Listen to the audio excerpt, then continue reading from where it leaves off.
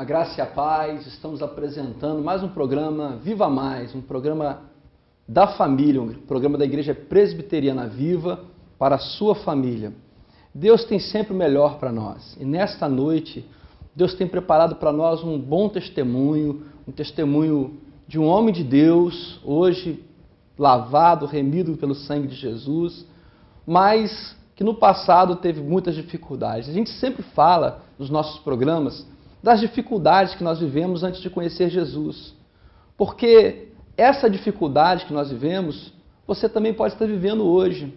E talvez você não enxergue saída para a sua vida, você não enxergue saída para o seu problema.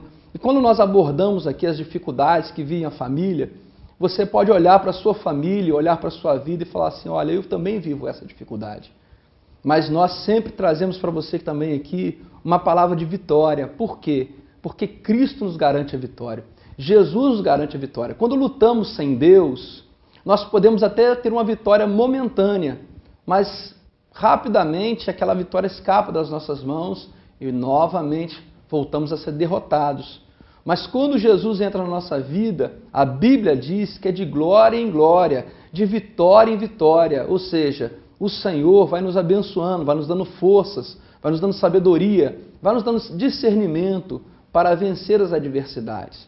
E hoje nós estamos conosco aqui com o nosso irmão Tárcio, que vai estar falando um pouco sobre a sua vida, sobre a sua trajetória, sobre as dificuldades que teve antes de conhecer Jesus Cristo.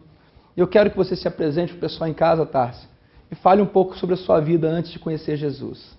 A graça e a paz, boa noite a todos.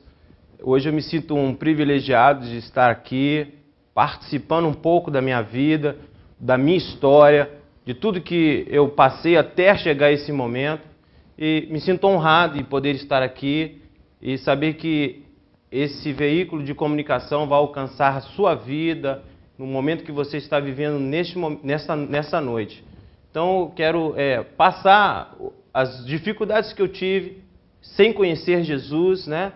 E que trouxe muitas dificuldades na minha vida, né? Trouxe muitos danos, muitas perdas na minha vida.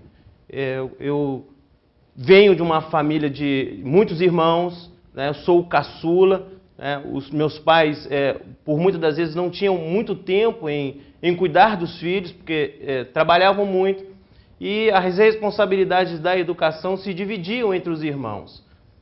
Eu não tinha, na verdade, uma pessoa a qual eu pudesse mirar para poder nortear a minha vida. Então, eu sempre tinha muitas pessoas me aconselhando e falando o que eu tinha que fazer, e muitas vezes na minha cabeça se tornava uma grande confusão.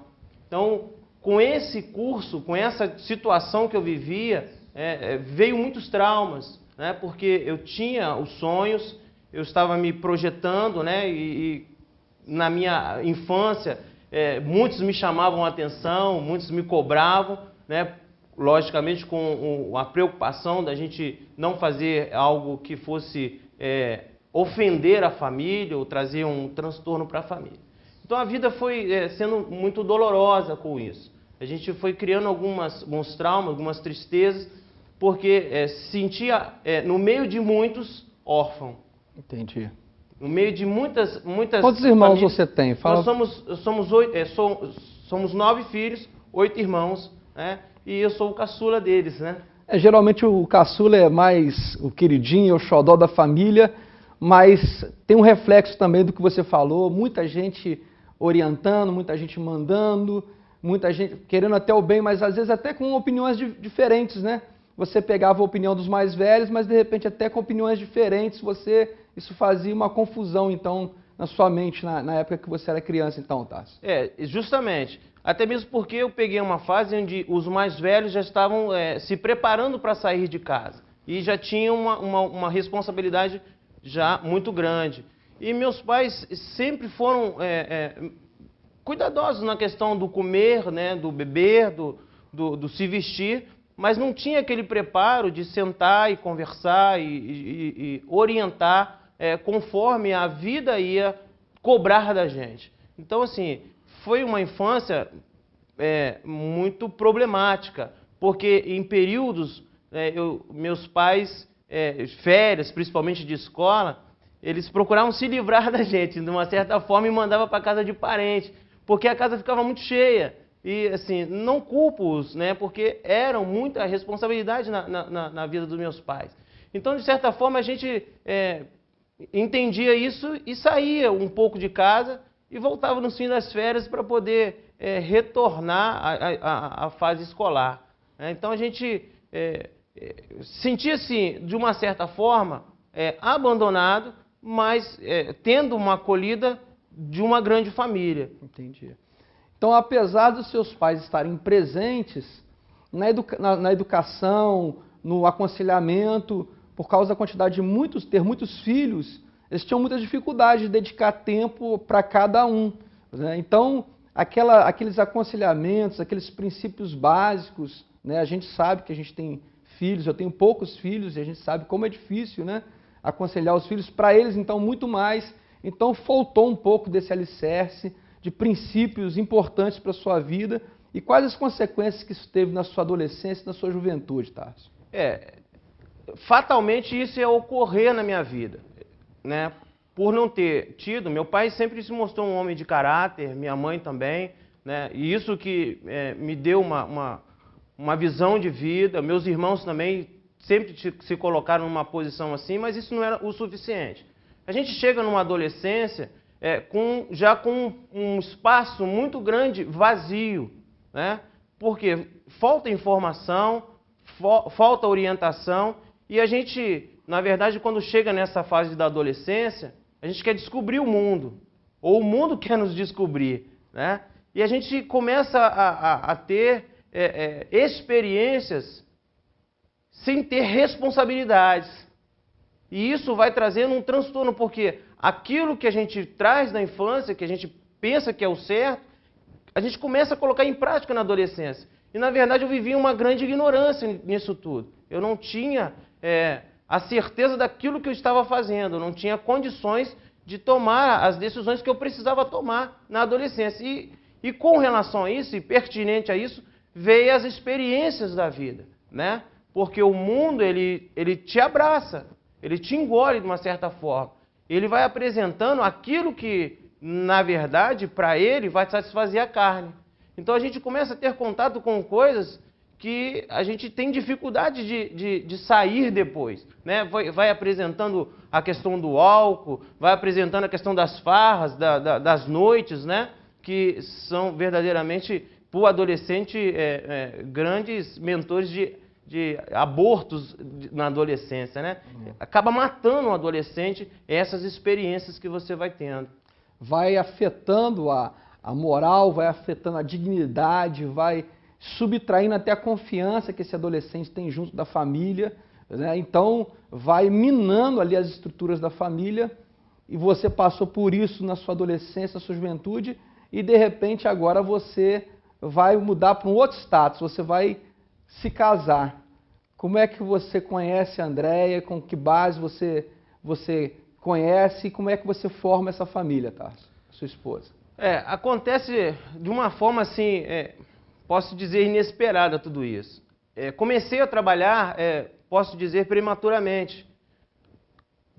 Fazendo uma avaliação disso tudo, né, não foi ruim para mim, porque eu tive que me amadurecer muito rápido. Então, com 15 anos, eu já estava trabalhando. Eu tinha aquele compromisso de abrir e fechar ponto todo dia. Eu tinha um compromisso de sair do trabalho, porque eu tinha que dar sequência aos meus estudos à noite. Então, tudo isso foi ficando muito forte na minha vida. E foi quando eu conheci também a minha esposa, né? Comecei a namorar, nós começamos a idealizar ou a projetar uma união, né? Mas isso foi debaixo de muitas crises, né? Muitas lutas, muitas dificuldades, porque juntava os problemas do trabalho, porque eu era cobrado numa adolescência como um profissional, como um homem adulto. Eu tinha a cobrança da sociedade, tinha a cobrança da minha família com relação a isso, e tinha que estudar também. E veio logo depois a questão do namoro, né? Porque eu sempre tive na minha mente que esses valores, porque eu via no meu pai e na minha mãe, a importância de estar e ser casado, né? E conduzir uma família. Então sempre tive essa imagem. E foi daí que eu comecei a namorar e falava assim, olha, nós estamos namorando realmente para fazer ou montar uma família e estar numa família, né? Então a gente se conheceu e veio muitas dificuldades nesse casamento, porque não tínhamos maturidade para isso, né? Viemos uma educação diferente, de problemas diferentes e tentando resolver os problemas juntos, né? E sem amparo. E havia conflitos, então, nesse casamento? Muitos conflitos. Muitos conflitos porque eu vim arrastando da infância traumas, da adolescência, da juventude, né? E a gente não se dava, na verdade, né? A gente tinha um sonho, a gente tinha um objetivo, mas os confrontos eram enormes, né? E eu, com relação às amizades que eu fui fazendo também, foi me tirando o foco disso. Entendi. Né? Então a família foi ficando minada, né? Você constituiu família, mas você sentia que havia então um enfraquecimento ali da família, mesmo querendo fortalecer sua família, você via que as coisas não estavam bem estruturadas, não é isso, Tássio? Verdade. A gente, por várias vezes, a gente procurou, não só, né, em algumas pessoas, uma sustentação, mas também eu busquei em muitas outras religiões esse vazio, ou essa força, né? E eu não alcançava isso. Eu não via isso. Nosso papo está muito legal. Você agora falou para nós que você buscava em outras religiões o sustentáculo para sua família que estava enfraquecida, mas nós vamos continuar falando sobre esse assunto logo após o intervalo. E você que está em casa, permaneça conosco, porque nós vamos ver o desenrolar dessa história no segundo bloco. O Tássio, que vem de uma infância e adolescência com dificuldades, uma grande família, mas ao mesmo tempo com muitas dúvidas, com muita confusão, com muita gente mandando, ele vai constituir uma família agora e leva consigo essa bagagem de dificuldades. Logo após o intervalo, nós vamos ver como desenrola essa história. Eu tenho certeza que essa história tem um final feliz. Fique conosco.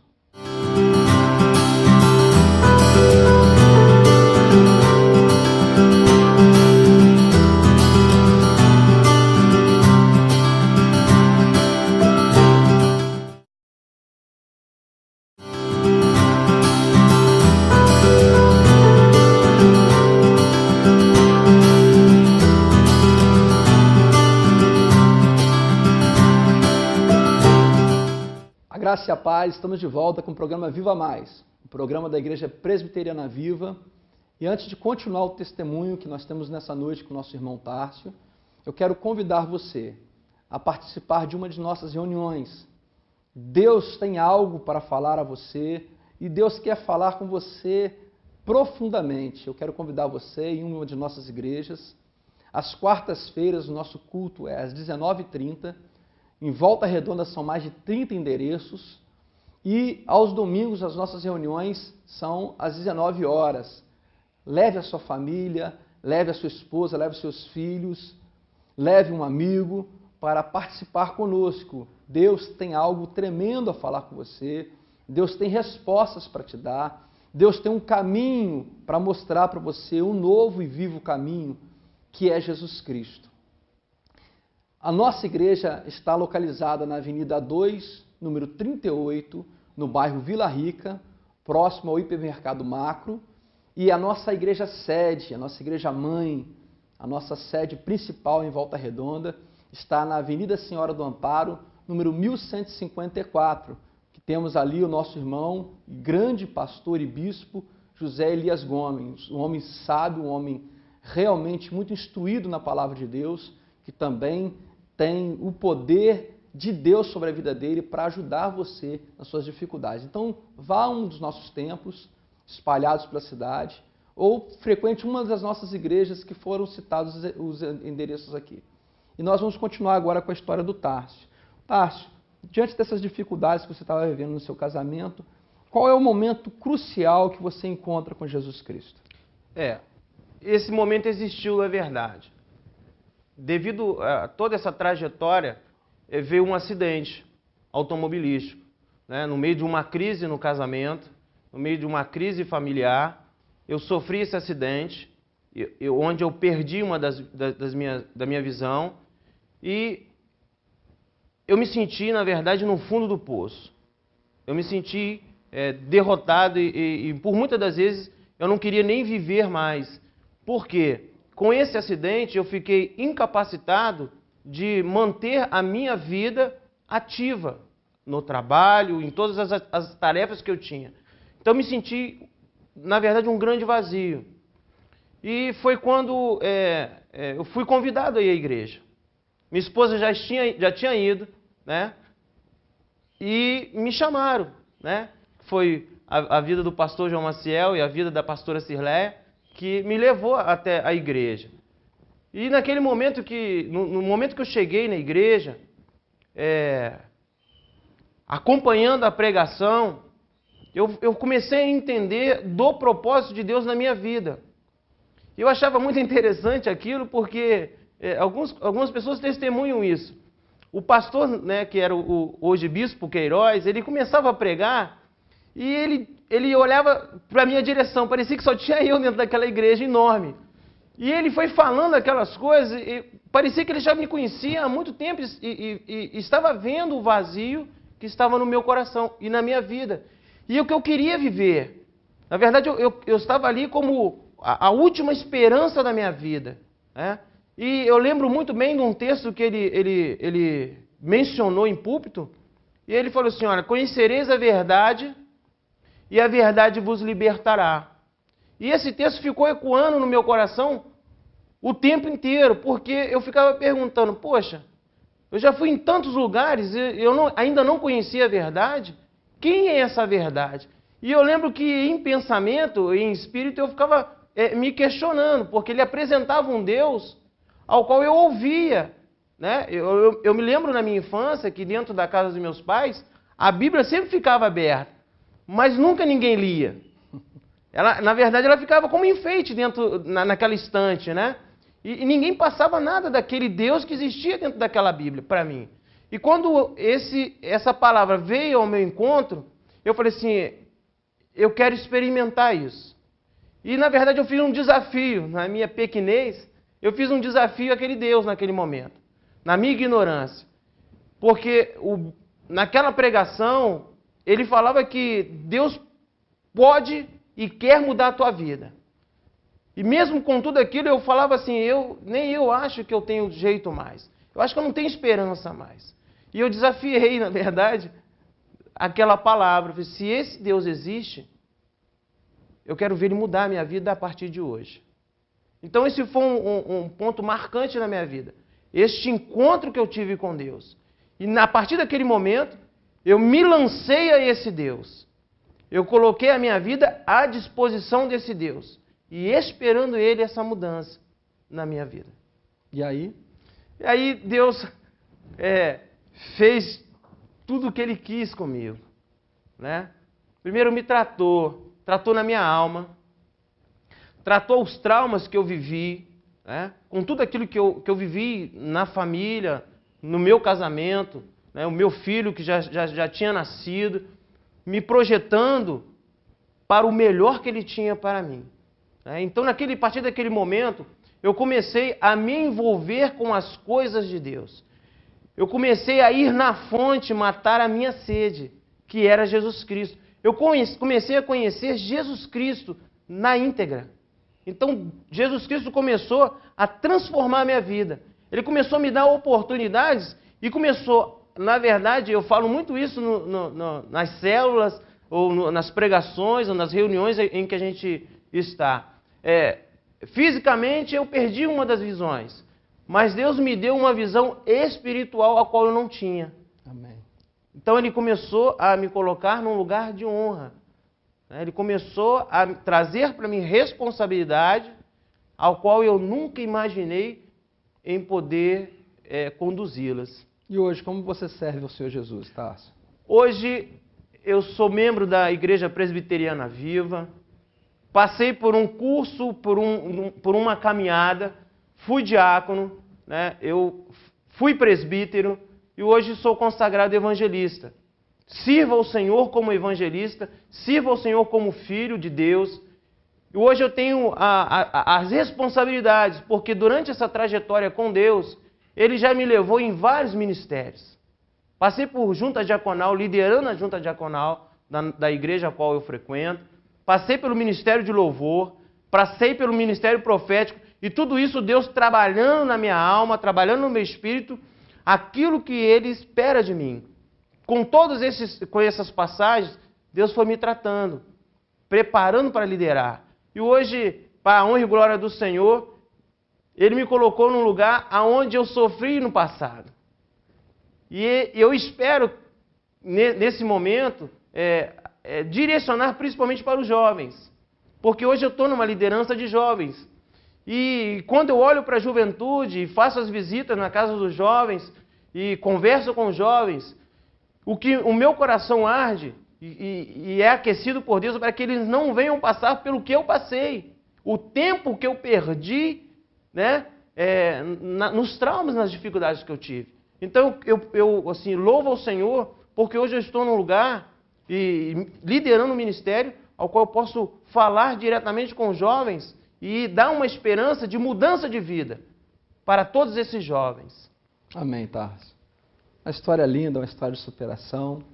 E eu quero falar com você que está em casa sobre a importância de ter um encontro real com Jesus Cristo, a importância de você entregar a sua vida ao Senhor Jesus Cristo, mesmo que a sua história até o dia de hoje tenha sido marcada por traumas, por uma sensação de ser um órfão, mesmo sendo membro de uma família grande, por traumas, de repente, dentro do casamento, discussões, brigas, desentendimentos. Eu quero levar uma palavra para você que está na segunda epístola de Timóteo, no capítulo 2, a partir do versículo 3. Porque isto é bom e agradável diante de Deus, nosso Salvador, que quer que todos os homens se salvem e venham ao conhecimento da verdade. Essa é a vontade de Deus. Deus não tem prazer algum de condenar alguém. Deus não tem prazer algum de ver você se perdendo ou ver a sua família sendo destruída. Deus não se agrada disso. Muito pelo contrário. Deus quer que você se salve e juntamente com você, toda a sua família. E Deus quer que você venha ao conhecimento da verdade. O nosso irmão evangelista Tarso falou que esse versículo falou muito forte ao coração dele. Evangelho de João, capítulo 8, versículo 32. E conhecereis a verdade vos libertará. E talvez você pergunte, o que é a verdade? Aonde está a verdade? Jesus disse lá no Evangelho de João, capítulo 14, versículo 6, ele disse, eu sou o caminho, a verdade e a vida. A verdade é Jesus, meu irmão. A verdade para a nossa vida é Jesus Cristo. E muitas vezes nós vivemos uma mentira. O que é viver uma mentira? Viver afastado de Deus, viver independente de Deus, desprezar, ignorar o nosso Deus, a sua palavra, os seus ensinamentos. E eu quero que você entenda isso. A salvação não está numa religião, a salvação está na verdade, e essa verdade é Jesus Cristo. E talvez você esteja relutando muito, fazendo como o evangelista Tarso fez, procurando em outras religiões, procurando por outros caminhos, mas só existe um caminho. Jesus é o único caminho para a salvação. Jesus é o único caminho para o céu. Jesus é o único caminho para o Pai Celestial. Ele disse, eu sou o caminho, a verdade e a vida. Ninguém vem ao Pai senão por mim. Ele não disse vai ao Pai, porque ele não está distante do Pai, ele está próximo do Pai. Eu quero orar por você, porque Jesus quer salvar você. Esteja ligado com Deus nessa hora. Feche os seus olhos, abra o seu coração. Senhor, meu Deus e meu Pai, eu quero clamar por esse homem, por essa mulher, por esta família, Senhor Deus, que precisa de salvação, que precisa de conhecer a verdade, que está desorientado, estão se sentindo sós, órfãos, estão se sentindo sem saída, desesperados. Meu Deus e meu Pai, revela-se a essas pessoas. Se apresenta a essas pessoas, meu Deus. Tira as escamas dos olhos e todo espírito de cegueira espiritual e traz, Senhor Deus, a luz sobre esta família, a luz sobre este homem, a luz sobre esta mulher. Eu oro, Senhor Deus, e abençoo esta família em nome de Jesus, que a salvação entre na sua casa nessa hora e traga libertação, que Jesus governe sobre a sua vida, te trazendo paz, esperança e principalmente vida eterna. Eu te abençoo, meu irmão, porque eu creio que comigo está a bênção de Deus. E eu profetizo sobre a sua vida. Há um novo caminho para você. Há uma nova história a ser escrita.